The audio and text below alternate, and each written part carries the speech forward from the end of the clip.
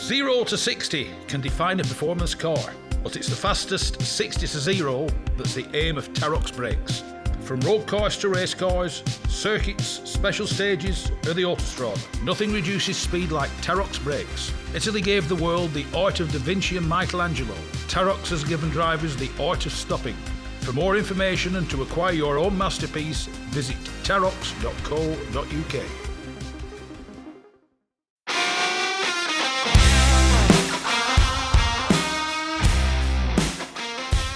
Yes, it's me, Mike Stone, and this is the Backseat Driver Podcast.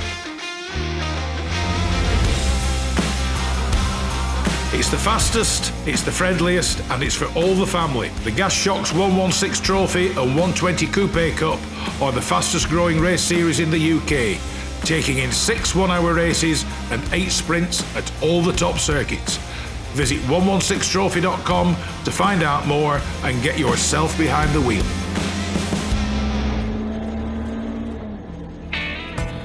From a pot of tea to TT motorbikes.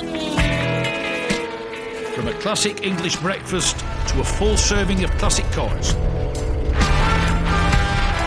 Bridge House Tea Rooms is the Northwest premier classic car meeting location for cars, bikes, tractors and owners clubs. So no matter what your automotive appetite might be, visit Bridge House Farm Tea Rooms on their Facebook page or call John and Alicia on 07980 444 221 for show details and to reserve your own table and parking space.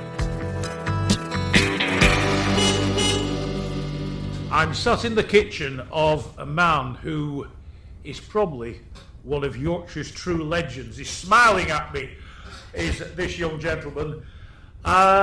He's multiple world champion, multiple national champion. He's also known as the Shale Shifter. It's the one, the only, Frankie Wainman Jr, one of the world's greatest stock car drivers. Frankie, welcome to the Backseat Driver. Good afternoon, thank you very much. I'll ask you the question I ask most people like this. I know your father did it. How did you get into it? I conclude you were just born into this. Yeah, absolutely, just born into it. Went to my first meet when I was 10 days old, I think, as soon as I was born, and never missed many since, so obviously it's just in your blood. So it was a case of, in many ways, you had to do it. I didn't have to do it. Obviously, when I was at high school, I was a very good footballer. I got picked to play for Yorkshire, so I had the choice then whether I actually played football or race stock cars, and unfortunately for me, I picked stock cars, which, you know, in hindsight, I might have been better at playing football because I could have been good. I don't know. But obviously, you know, I love the stock cars. I loved everybody to do with the stock cars, and I was quite good at it. So I just did that. So I mean, it's like we said, your dad did it. I mean, you're known as a 515, aren't you? Was your dad 212? Yeah, my dad was 212. Yeah. So how much influence did your dad have? Because over the years, I've spoken to a lot of successful racing drivers' children who've gone into motor racing, and at times it's a bit mixed emotions. They want to do it and they want to do well, but they feel pressured to live up to their father. Is it something you felt as well? No, not at all. Obviously, you know, my dad had a really successful career in the stock cars, very low budget career, which is very similar to my own. But obviously, you know, I just wanted to be my own man.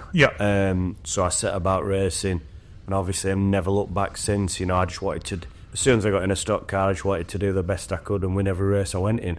And that's how I approached every race. You know, I either crash or win. And that's how it started. You know what I mean? But the effort was there. You had to put maximum effort in, which is probably why I gained such a large fan base, because people wanted to see me win. You know, I'd take on the top boys straight away. No holds barred. Because you started with mini stocks, didn't you? Yeah, that's correct. When and if memory serves, mini stocks literally they were like a stock car with a mini's shell, the original mini shell. Yeah, the very first minis when I raced were literally a mini off the road. You bolted bars to the outside of them, I put a roll cage when I raced them. Which they still race mini stocks these days, but now they're just a total space frame car with mini subframes in. You're very, very similar to look at, but a totally different animal, proper racing cars now. But that's what I raced them for 6 years. So So, I mean, Yorkshire at times seems to be the epicentre of stock cars. It's a very popular sport in Yorkshire. Yeah, it is all over really when you get to talk to people. But obviously, we've had a lot of good drivers in Yorkshire, and obviously in Lancashire as well. John Lunt's from Lancashire. He's a world champion over there multiple times. Yeah. So obviously, we've quite a good percentage of the drivers are up north who win a lot of the stuff. So, yeah. Is there any reason for that? We're just better drivers, I suppose. I don't know. It's just how it is, really. Yeah. I mean, don't take this wrong way. It's stock cars. I mean, I can remember going to see them at Blackburn. Yep. And Bellevue. Yep. And I will describe it, as I said, this is not an insult, but it's what you might call the working man's motorsport. Yes, exactly what it was. That's exactly what still is really, but obviously there's just that much money involved with it now. You're talking a lot of money now to buy a new car, if you like. Obviously, we race with a lot less budget, but our cars are as good. Yeah. We just worked for years and years and years to get them there. So, yeah. So you built your first proper stock car, didn't you? Yep. Yeah. Yep. So with guidance from your dad. Yeah, well, obviously I've been building my mini stocks, and then I built my dad's last few cars before I started racing. Yeah. With him. So obviously it was just a progression, just to get on and build my own, and with my lads that worked for my dad at the time, and then obviously I haven't looked back since. Yeah.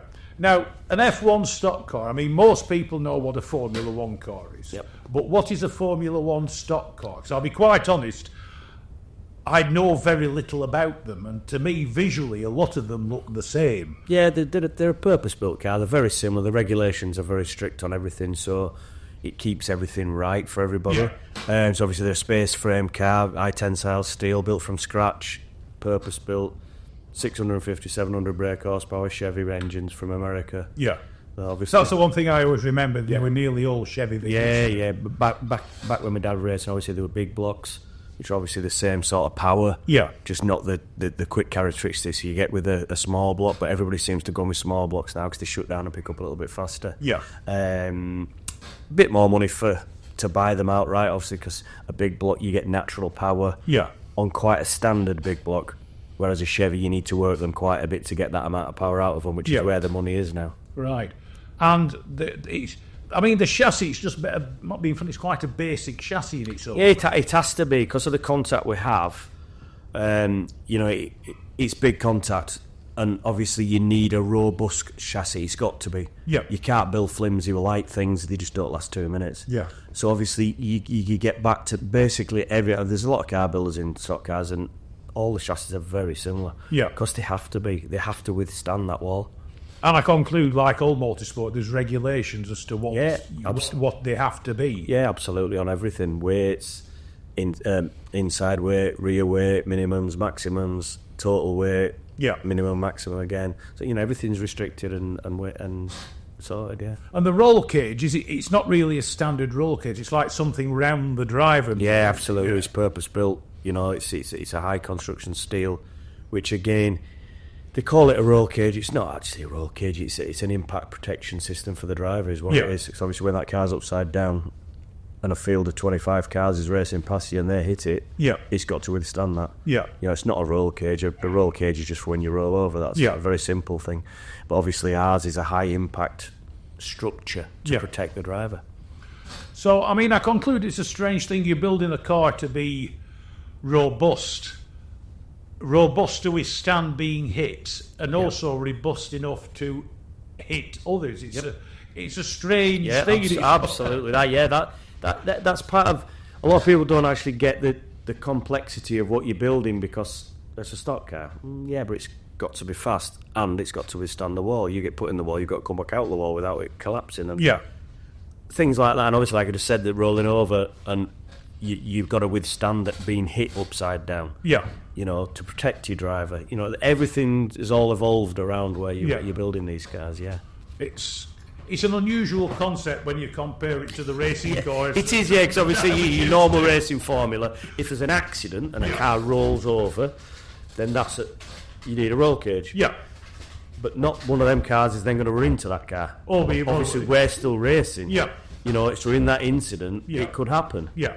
So you could have other cars hitting you at full race pace because you've just rolled over. Yeah. And, not on purpose, obviously, but if it's a racing incident and they don't know where you are or where you land... If memory serves, I mean, what is the average length of a stock car circuit?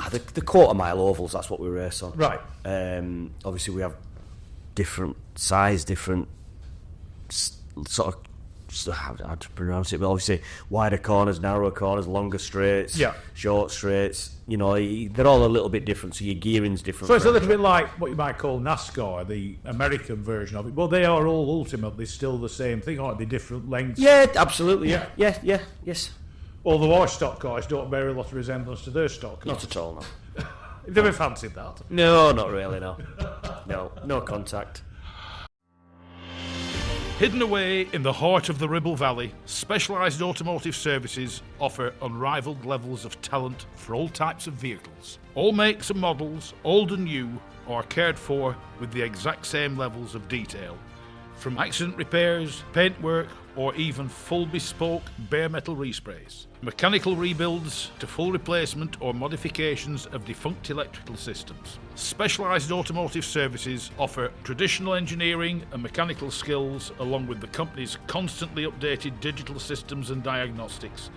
Each SAS technician embodies the SAS ethos of ensuring everything is in order and exactly as it should be. To arrange a guided tour of the workshops and the new vehicle finishing and detailing bay, call Dean on 01282 776 081 or visit sas-autos.co.uk.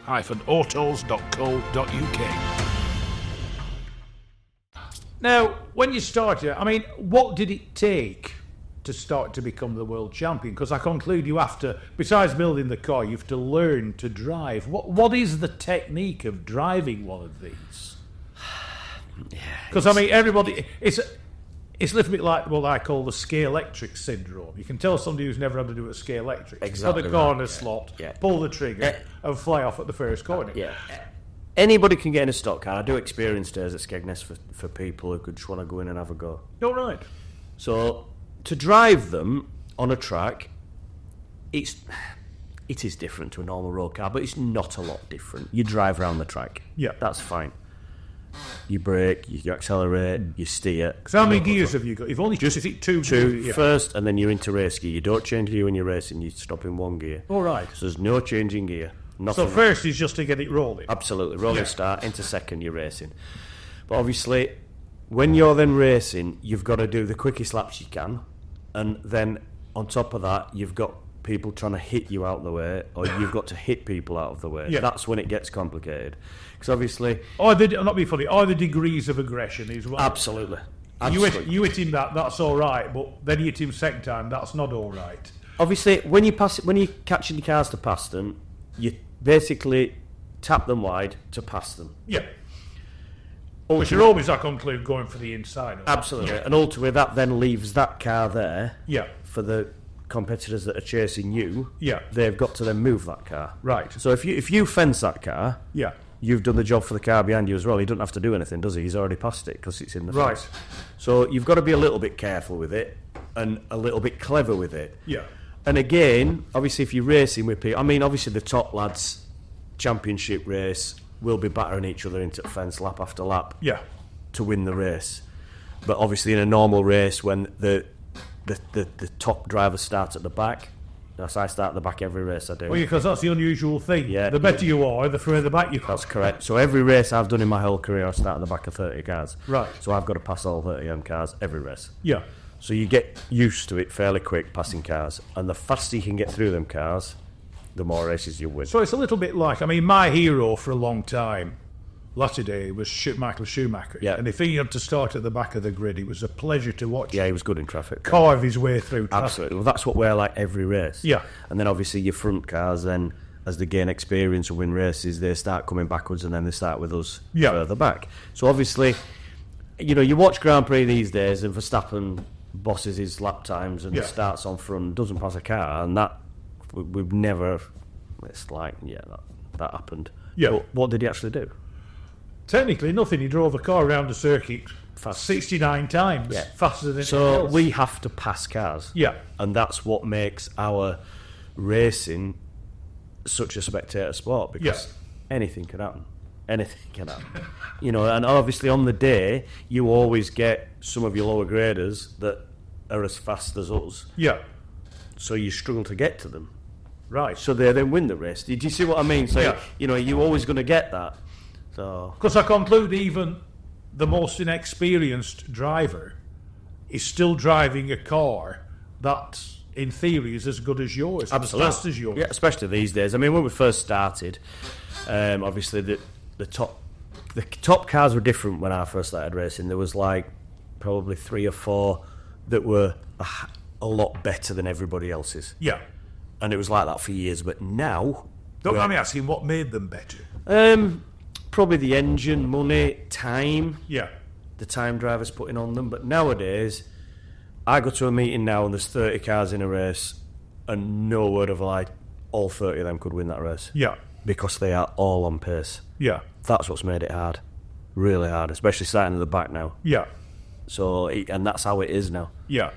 So it's pure driver. In many ways, it's driver skill that gets you to the front. Yeah, yeah. What can you do that can make your car better? Or is there not? Or is it the regs not allow it? Really? Nothing these days. Just right tyre choice, right tyre pressures, stuff that obviously on tarmac tracks the same every lap. Oh, so now I always thought you were on gravel or shale, but you do. Yeah, you would do tarmac and shale. Right, yeah. because that'll be a whole different technique. Yeah, it is. Yeah, and obviously tarmac, your track stops the same the whole time. So yeah, shale, they always put a little bit of water down, so you've got to dial your car in to be either quick at the start of the race when it's wet or quick when it dries out. Yeah, you know, it all plays into it and what you do. Obviously, it depends how long the race is. A world final could be 25, 30 laps. Right. So for the first few laps you might struggle a little bit, but then your car's dialed in for when it dries out. But obviously it's all what you want to do and when you want to do it in the race, really. Right. And you mentioned tyres. I mean, when I used to watch stock cars, the tyres that were on the cars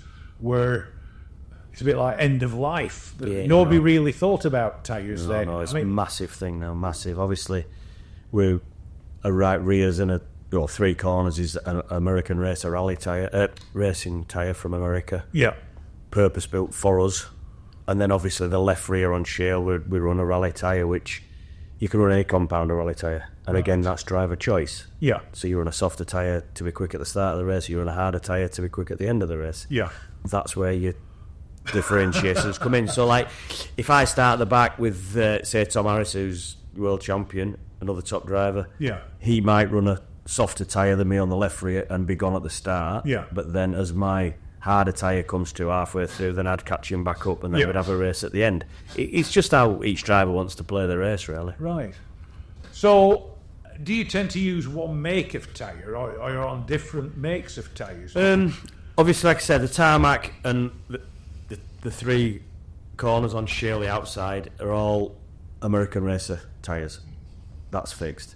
Yeah. The rally tyre left rear on shale, we can run any compound, any make, so we can run Pirellis, D-Max, Michelin's, and again each driver chooses what he wants to race. Yeah. And are you all on the same size wheels? Yes. So you can't vary the wheel size? You can, we can run anything from sort of 8-inch wide to 14-inch wide. Yeah. But each driver just suits what he wants to run, what stagger he wants to run, a difference on the back tyres. So you'd run them on a 14-inch rim if you wanted less stagger, 12-inch if you wanted a little bit more on the right rear. Just things like that, really. Just tweaks and how a lot of drivers drive different. Yeah. Like if somebody jumped in my car, they'd probably push on from. They wouldn't be able to drive because I like a lot of push in a car. Right. So I try and run as little stagger as I can. Yeah. Blah de blah, and that's just how I like it. But obviously, for another driver, they'd want to run more stagger. Yeah. And I dare say, lap time wise, you could get them very similar. It's just where the driver drives. Right. And do you find a difference between? No insult. You're like me, a little bit older. Yep. Do you find difference between your method and your thinking and the young driver's method and thinking as the style of driving stock cars changed? No, not really. It hasn't. Because it's a full contact sport and because of the way we start, obviously the fast lines at the back, it can't really change. It's what it is. You have to get on and do do the business as soon as the green flag drops, and you don't get a lap where you can relax. There's no, I'll just take it steady for this lap because you so it's flat out from where it goes. Absolutely, yeah. You like a heat, you've 16 laps full on, and if you back off for a minute, if you have a bit of a mess about or whatever, your competitors have gone. You won't catch them again. So it is like, I suppose years ago when you think about it, the racing was probably a bit easier back then because you could make mistakes and get away with it. Yeah. Now you make a mistake, you've lost 10 places. Right. And you don't make them back up. Yeah. You're 10 places down. Oh, yeah, it's that simple. And you were talking about the accidents. Unless you end up on your roof and you're stuck there, and if the car gets back on its wheels, I conclude the car so you can start them up and go again. Yeah, absolutely. Yeah, you will get put in the fence, you start up and restart again and get going again. And yeah. Because obviously we have race cautions within the races if there's an incident or somebody's hurt or somebody's winded or whatever. So they then line up in single file, so you can be virtually a lap down and then you can be back right. Yeah. With the leaders again. Yeah. So all races are never finished till they're finished. Right. And I conclude that, from what I remember seeing, even somebody like Frankie Wainman, you'll still do your own spannering and things like that. Yeah, you have to do, obviously, because we're fixing cars, setting cars up. I've done that all my life. It's what I've sort of done, and that's how I built so many cars. And obviously, it's helped me as a driver because I know what to do to make the car right. Yeah. So that's probably why I've had such a good career, really. A lot of drivers who are coming in now, they don't really know what to tell you because they can just drive. They don't know anything about the cars. And so you're kind of trying to make it up for them, sort of thing. Yeah. But I've driven cars that just don't go around the track, and you've had to make them go round, and then you come back in and alter things and get them going. Yeah. Besides your own cars, do you look after any other cars? Yeah, quite a few. Yeah. So is it like the Wainman team? Yeah, absolutely. Yeah. We have a full team. Obviously, my son and my daughter race, my son-in-law races, my brother races. So we've got plenty of cars here, and obviously, I think I've got sort of 12 or 14 cars up here. Like I say, we do the experience days where anybody can jump in these cars. They become very popular. I conclude that somebody wants to experience. Is it a lesser car? Is it a detuned car? No, they're exactly the same. All right. They're just like our older cars, if you like. Yeah. There's so you don't make it any easier. No, not at all. Right. The only thing I do with them for the experience days, I do put a little bit more stagger on them so that they turn at the corners a little bit. So what is that? Just for stagger, different back tyre size. Right. So right rear to left rear. We're on a total lock diff. Yeah. So there's no limited slips or anything like that. Yeah. So obviously you put two tyres on the same size, them cars won't turn left. All right. So your difference on your rear tyre size's circumference is how easy it goes around the corner. All right. So obviously for a novice driver, we always try to put a little bit more stagger on for them, so it just makes the corner easier for them. Yeah. Simple as that. It's only simple mathematics, and obviously, but then they get less drive coming off the corner. But while they're learning and getting used to the cars, then that gets them going. Right. So, and I conclude as well, when you say, from the sounds of it, you drive these cars a lot on the throttles. Yeah. So they'll be opposite. Is it a little bit like Speedway, where you can get the car slightly sideways? Yeah, absolutely. You'll spend a lot of the time with opposite lock-on going round. Absolutely, on Shale, for definite, 100%. Not on tarmac. You do that on tarmac, you don't go anywhere. Yeah. But obviously on Shale, that's exactly what you do, which is why I try and run as little stagger as I can. I turn the car on the brake. Yeah. And then just keep it on the throttle. Because you've got like 600 horsepower plus. Yeah. You've got plenty of power to work the car. You make the car dance with the throttle and drive it with that, yeah. As you became more and more successful, I conclude you would feel the pressure start to mount, wouldn't you? Because everybody who wants to become a champion, I don't know any decent racing driver who doesn't set out and want to be a champion or good. Yeah. But as they get better and they start winning a lot more, not being funny, you become targets in many ways. And given stock car driving's contact sport, do you find, as you've gone through your career, have you felt the pressure, or have you felt you've become a bigger target for others? Yeah, obviously a target, because, for a lot of years, a lot of my career, I've been the man to beat at every meeting we go to. Yeah. So you do get pressure with, obviously, on track. It's no issue to me, it just means racing harder. Yeah. You get your young kids coming in, want to have a dabble and, you know, put you in the wall, and you put them in the wall, and then you push them in the wall. You know, you're aching for a few weeks, but, you know, you keep going. And obviously, I suppose it's like a lion pride, I suppose. Obviously, if you rolled over and played dead, then you'd never win again, would you? Yeah. So you just got to keep fighting. And whether it's a young driver, well, I conclude with the young drivers, you'll have to learn, but the older drivers, you get to know how each driver drives. Yep, absolutely. Yeah. And you get to know the ones you can trust. Yeah. You get to know where their strong points are, where their weak points are. Yeah. So I conclude racing a stock car on what is actually a small circuit in an unusual car compared to what you'll still know where to pick drivers off. Yeah, absolutely. Yeah, obviously, like when you're lapping cars, 'cause when you know, some races we start with 36 cars on the track. Yeah. So you're constantly lapping cars. Yeah.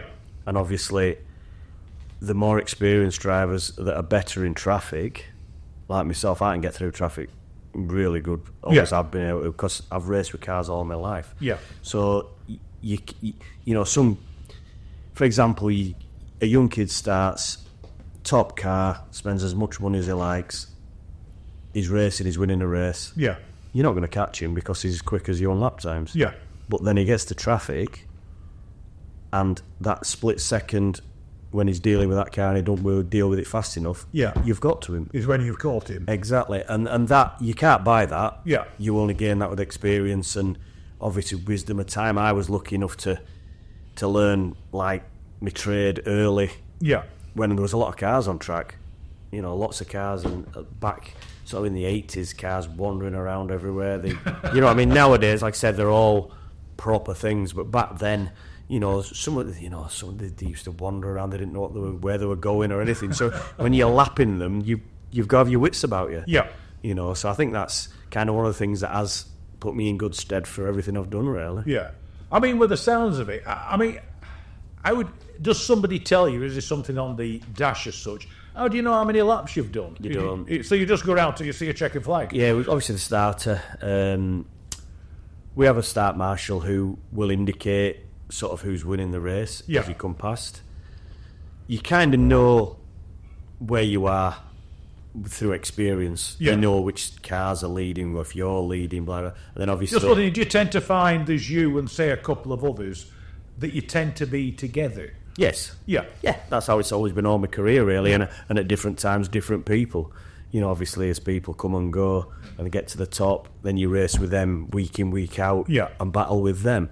And then, obviously, as the races go along, we count the laps down from 5. But we have lap boards, right, which tell you there's 5 laps left. So you're counting down? Yeah, we're counting down from 5 to the checker flags. So, yeah. Do you also get a board telling you where you are? No. Oh, right. No, we've never had anything like that. We don't get anything like that at all. Right. Yep. So it's personally knowing that I'm sure he's in front of me, or I'm sure I'm in front of him. Yep. And part of what I've learned over the years, obviously, when you have to kind of clock where drivers crash and how long they crash for, because as you come back round, and they set off, you kind of got to know they're a lap down. Right. Because you're not battling with them, are you, anymore? Because no, so if he wants to come past, and he's well, let him pass, because he's still got all the way around to go. Exactly that sort of thing. Yes. And you're not racing him anymore, are you? Because he's a lap down. Yeah. So you kind of got to know that, and then obviously as you're lapping him as well, as he knows he's a lap down. Yeah. He would not tend to battle with you because he knows you're winning as well. And it's quite a complex thing. People don't think about things like that, but it does make a difference when you're reading a race. Yeah. And the other thing is, and we've covered this with Ian when I interviewed him, the stock car photography man. It's all the roof colours. Yep. How does all that work? Because was your colour when you were the best of the best? Were you gold? Yeah, world champions gold. Right. Yep. Obviously, we start with the white tops.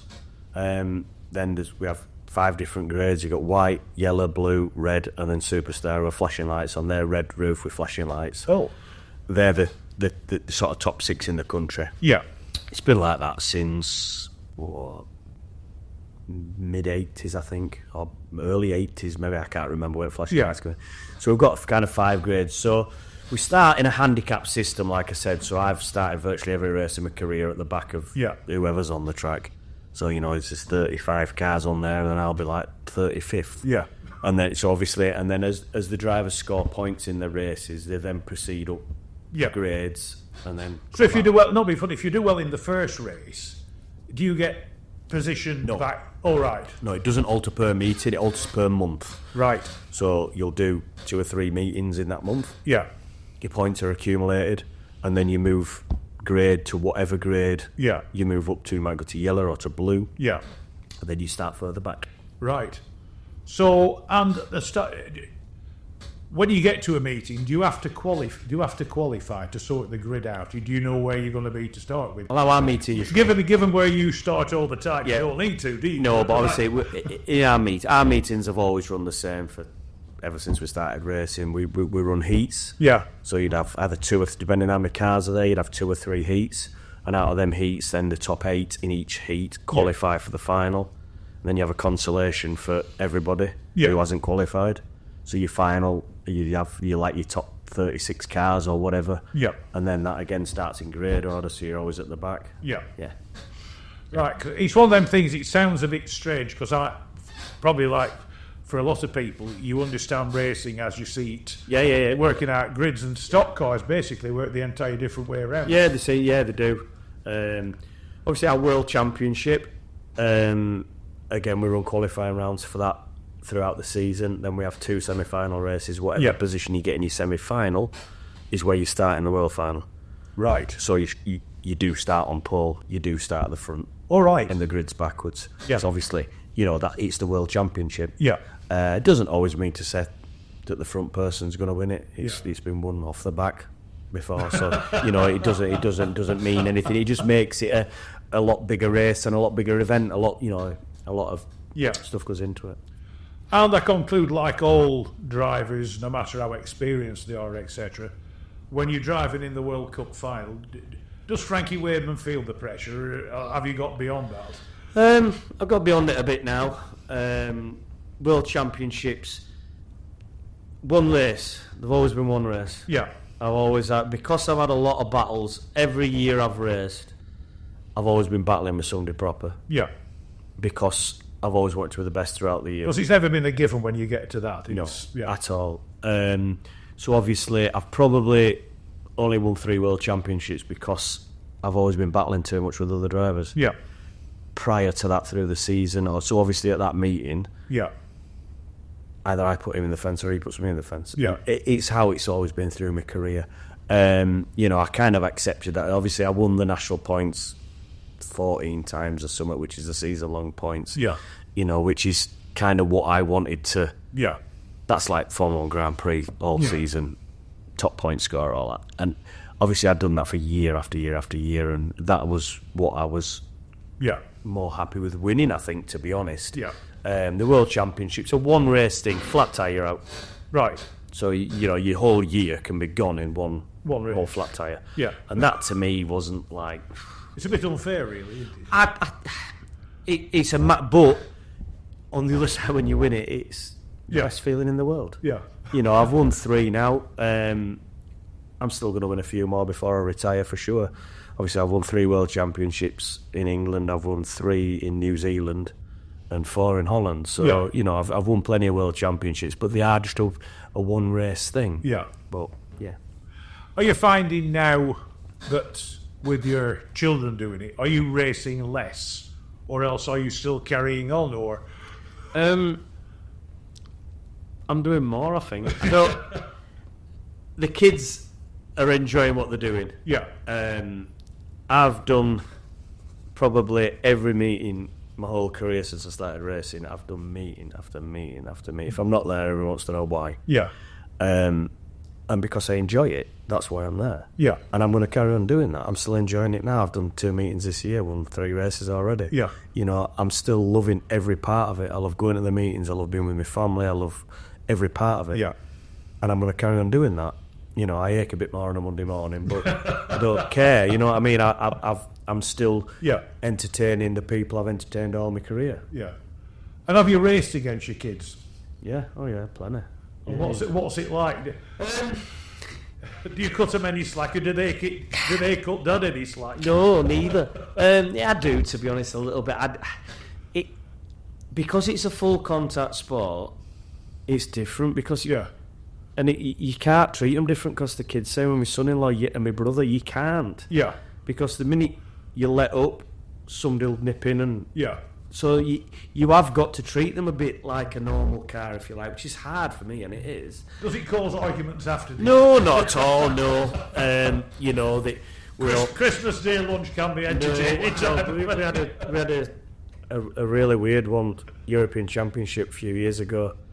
My son-in-law was awarded it on the day, and it all got a bit messed up on the lap score, and they didn't get it right, and they had to sort it the day after, and they took it off him, and I ended up winning it. Yeah. So that was a weird one at the dinner table, because obviously we've lost the European Championship through my son-in-law. Yeah. But then I ended up winning it. Yeah. It was one of them, and that actual race was Phoebe got second and Frankie got third. Yeah. Which has never ever happened in the history of stock car racing. Yeah. Where the same family has had top three in a major championship. Yeah. So it was a massive moment. Yeah. But luckily, Carl, I mean, straight away he said that he'd been out in the race when they said to him he'd won it, and he said straight away, I went out. No. So he knew he'd been out, and he did tell him that. So it was nothing to do with him trying to claim it. And he accepted it absolutely brilliantly. He really did. So it was good. Yeah. So, Frankie Wainman, thanks so much for joining me on the Backseat Driver radio show. And it's genuinely a family affair. It's a case of which Wainman's the world champion now, really. Hopefully, I'd take any of them, to be honest.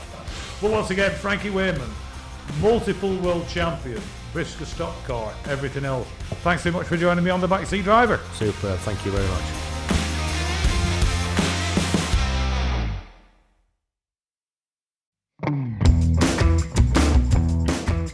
Rarely beaten on price, never beaten on service. Whether it's cars, bikes or commercials, Hodder Tyres are the best in the business. And when it comes to tyre expertise and advice to supplying the correct tyres for your vehicle's specific requirements, nobody comes close to David Lakin and the Hodder Tyres team.